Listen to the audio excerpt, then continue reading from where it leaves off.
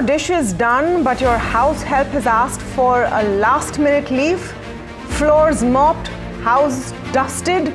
Well, there is a service in town which has made house help just a click of a button away. In a move that is bound to reshape convenience and the future of the gig economy, Urban Company has unveiled InstaMaids, a service promising domestic help at your doorstep within 15 minutes. Presently, it's been launched as a pilot in select areas of Mumbai, and it offers services like utensil cleaning, grooming, mopping, and cooking preparations. As an introductory offer, the company is charging 49 rupees per hour for these services. 3 apps, 1 month, $17 million burned just to get you to book a house cleaner. InstaHelp, Snabbit Pronto. They are growing faster than almost any consumer category in India right now. But here's the question nobody in the boardroom wants to answer out loud. Is this growth or is this a subsidy-funded illusion? Today we decode the instant house help economy, the numbers, the discounting war, and what it really tells us about how sustainable instant everything actually is.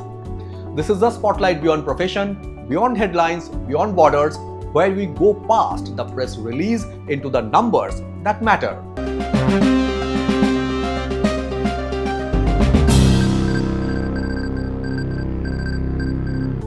Let's start with headline numbers. Combined monthly cash burn across Urban Company's InstaHelp, Snabbit and Pronto rose by 14% month on month to $16 to $17 million in the month of June, which is up from $14 to $15 million which was in the month of May. That's not organic demand, that's capital funded acquisition. The order volumes back it up. Total bookings across the 3 platforms grew by 20% month on month to 3.97 million in the month of June. Snabbit, the newer entrant, clocked 1.51 million bookings, marginally edging past market leader InstaHelp at 1.51 million. Pronto came in at 960,000 bookings. But scale isn't the same as strength. Look at monthly active users. Urban Company leads with 6.7 million versus 3.8 million for Pronto and 1.4 million for Snabbit. And by net transaction value, orders multiplied by post-discount average order value, Urban Company still holds 45 to 46% market share. Snabbit 36 to 37% market share and Pronto with 16 to 17% market share. So how is Snabbit winning on order count but losing on value? One word, discounting.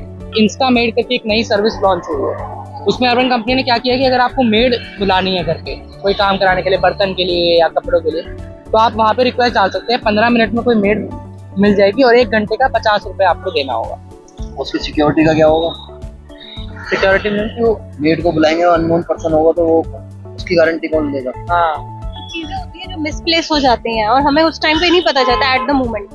और अगर बीच में वो चीज गायब हो गई और फिर उसको हमें रिकॉग्नाइज किया उसको 4 और 5 डेज बाद, और फिर हम यही नहीं पता चल पाएगा कि वो किसने चुराई है। इसके लिए ये चीज बहुत अच्छी है कि हमारे पास इतना पैसा भी नहीं होता है कि हम 500 पे पर्टिकुलर परमानेंट मेड रख सकें। तो ये हमारे लिए सही है कि हम हफ्ते में 1 दिन बुला लेते। Snabbit ran 3 bookings for ₹99. InstaHelp offered 1 rupee trial bookings in select Mumbai micro markets and a 3-visit pack at ₹149 against a standard hourly rate of 79 rupees. Pronto went even further. 25 rupees for 30 minutes, 49 rupees for an hour, and utensils or bathroom cleaning for as little as ₹15. The result? Average order values collapsed across the board. InstaHelp's average order value fell to 110 to 115 rupees in the month of June from 140 to 150 rupees which was in the month of May. Snabbit dropped to 90 to 95 rupees from 120 to 130 rupees. Pronto fell to 65 to 70 rupees from 100 to 110 rupees. One executive summed it up plainly. Pricing right now sits below what's needed for sustainable unit economics, meaning prices will likely have to rise eventually, which could cool demand. And here's the ceiling nobody's advertising. Industry estimates put the entire addressable market across India's top 15 cities at just 3,000 to 4,000 crore annually. built on an assumed 8 to 12 million urban households using the service a few times a month. That is not a small business, but it is a finite one. And 3 well-funded platforms are currently burning capital to fight over it, while simultaneously expanding into beauty, home cooking, and car washing to widen the pie. Now let's apply the Spotlight Media and Technologies ESG lens, because this isn't just a pricing story, it's a governance and sustainability story too. On governance, cash burn funded market share is a classic capital allocation red flag. When customer acquisition costs are subsidized this aggressively, the real test isn't who has the most bookings, it's who can survive the transition to real pricing without losing the customer. Investors backing this space need to ask, is this a moat or a mirage funded by VC money?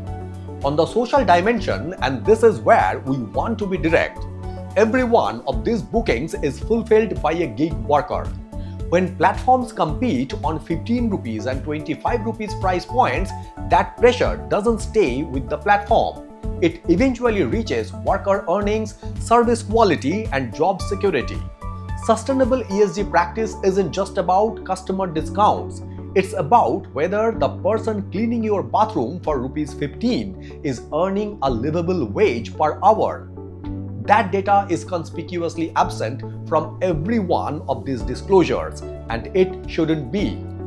On the environmental angle, hyper-local, on-demand service models do reduce unnecessary travel and consolidate fulfillment, a genuine efficiency win worth acknowledging. Credit where it's due. Here's our neutral read. The growth is real, but it is currently mispriced. None of these companies are doing anything illegal or even unusual for a growth stage market. But a category this small being fought over this aggressively with worker economics this opaque is a governance story waiting to surface, and the companies that get ahead of it by disclosing worker pay data and building pricing discipline now will be the ones still standing when the subsidies end. This pattern isn't unique in India. From food delivery to ride-hailing, we have watched this exact cycle before. Aggressive burn, consolidation, and then inevitably repricing. The instant house help sector is simply the latest chapter. The global takeaway for investors, policymakers, and ESG analysts watching Indian consumer tech growth velocity without unit economics is not a governance failure yet, but it's a governance risk in waiting. And in a 3,000 to 4,000 crore addressable market, there is no room for 3 players to win on subsidy alone. Someone loses. The only open question is whether workers, customers, or shareholders absorb that correction first. At the Spotlight Media and Technology, we don't chase the headline, we decode what's underneath it. Credibility over virality, context over speed. If you want the data-backed story behind India's biggest consumer and ESG shift before it becomes mainstream noise, subscribe to the Spotlight Beyond Profession and follow the Subscribe Intelligence letter on Substack for the deeper breakdown. Beyond Profession, beyond headlines, beyond borders. This is the Spotlight Beyond Profession. Thank you very much for watching and signing it off.